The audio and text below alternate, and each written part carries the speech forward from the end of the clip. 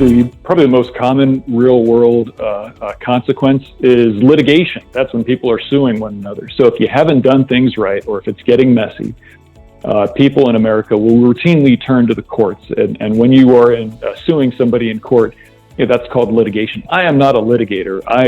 I'm a transactional attorney. I'm more like the person who gets the people married and then does some marriage counseling.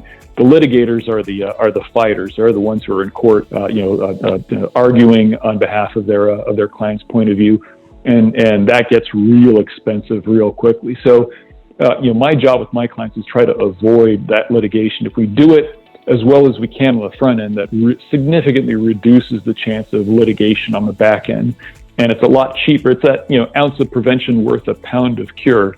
If you spend maybe a little bit of money and time and be thoughtful on the front end, that reduces your chance of ending up in litigation with your former partner and your former employees on the back end. But yeah, I think we've all seen articles in our local business newspapers about founders no longer being with the company.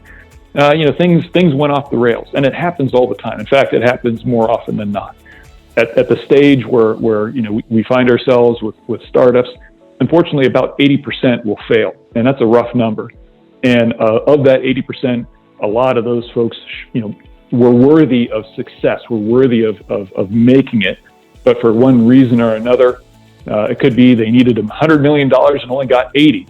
I mean, raising $80 million is great, but doesn't cut it if you needed 100 million, right? So invariably, these things will happen to the best of people, to the best of ideas, to the best management, people with experience. And unfortunately, if you get to that point with litigation, it can get expensive, it can get messy, and it can get pretty embarrassing.